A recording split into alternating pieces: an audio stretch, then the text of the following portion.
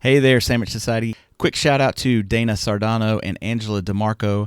Not only are they the host of the sister show to this podcast, that being Going Commando with Dana Sardano and Angela DeMarco, they recently contributed financially to this show, to the MacBook Fund I currently have going on. Yes, I need an equipment upgrade desperately. I can't thank you both enough, Dana and Angela. Look, go check out Going Commando. There will be a link to the show in the show notes here. They're over on YouTube. Their show is amazing. They are all about the Ubuntu spirit. And there's no holds barred. That's hence the name of their show. I mean, they let it all out. Not literally. I was on the show and I tried to go commando, and they said, "Whoa, it's Mark. It's not that kind of show." But in terms of what they talk about, no topic is off limits. Go check them out on YouTube.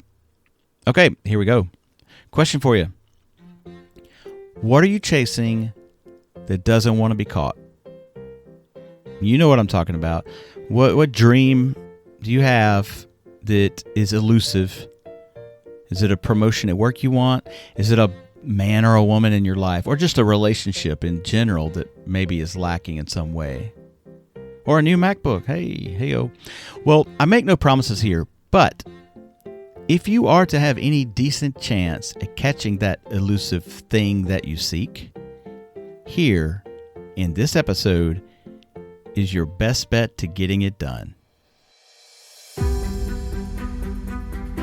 You're listening to Zen Sammich, a podcast for the independent mind and anyone who embraces life despite its absurdities.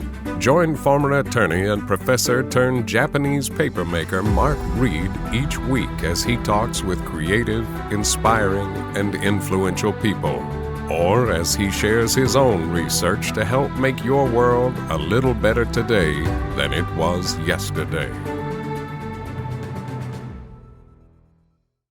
All right, so before we grab our bridle or harness to catch a horse that doesn't want to be caught, let me give a quick shout out to the continued support of this show by mandate2elevate.com.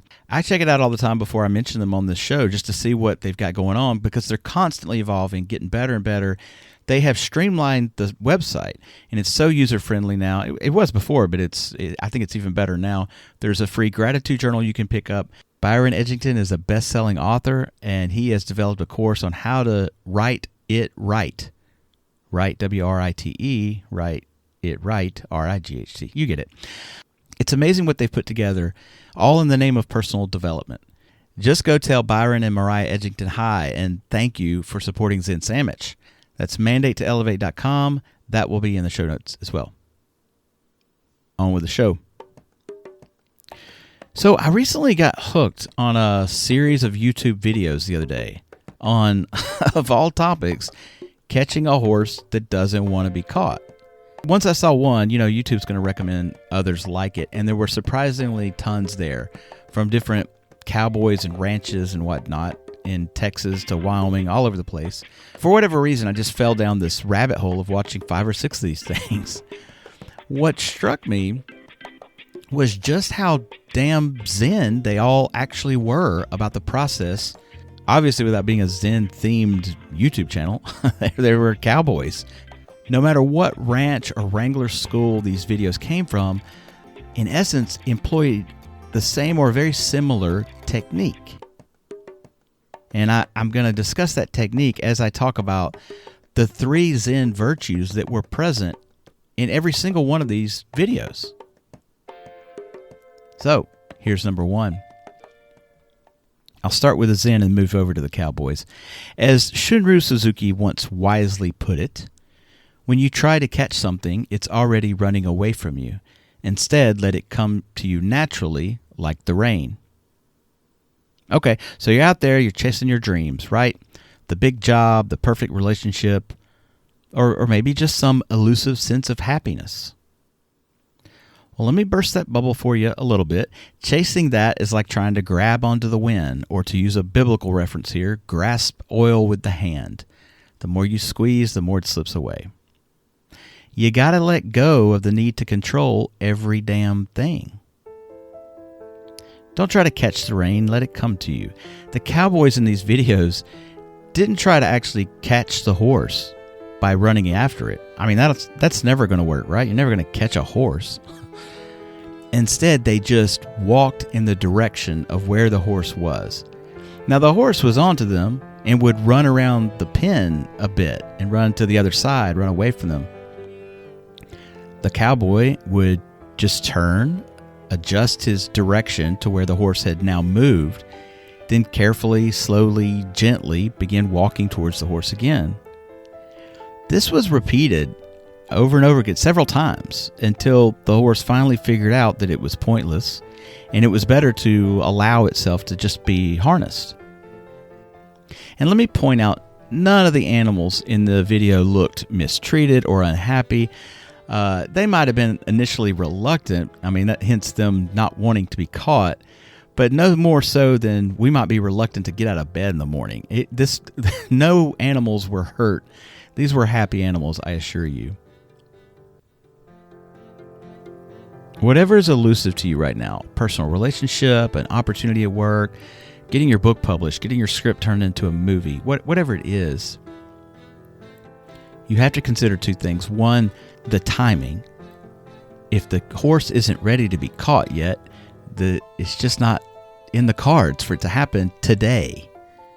If you weren't invited to a party, and maybe that bums you out, why didn't they invite me?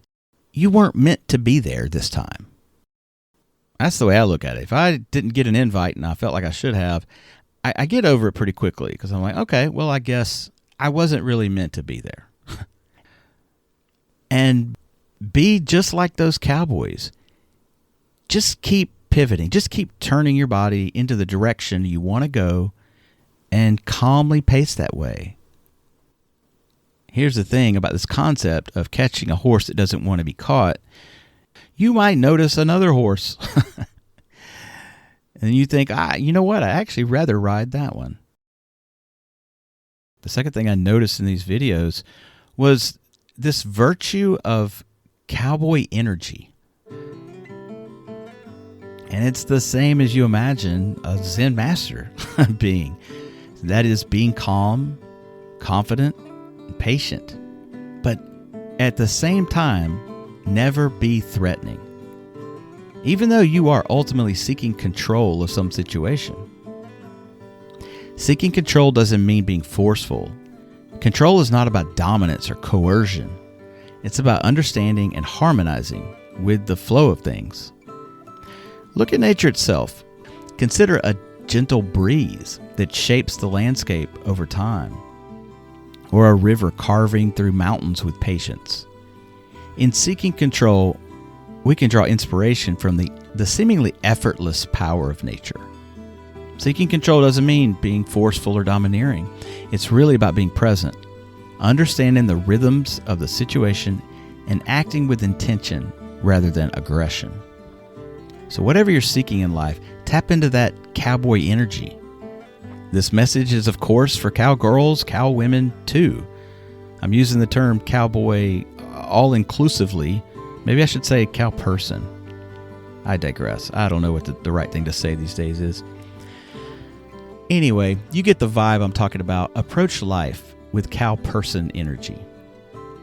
I think you will be pleasantly surprised at the results when you do that. Finally, point 3 is at the final approach, when you get close to the thing you want to catch, and that horse is showing it trusts you by allowing you to get that close to it, comfort it. That's what the cowboys did every time they got close. They would pet the horse, but confidently, smoothly put that harness or bridle on. What does that metaphor mean here for what we're talking about? Well, as you get closer to catching your metaphorical horse, you'll notice a shift. It's not just about you chasing anymore. It's about the mutual trust between you and your pursuit. The key here is recognizing that trust.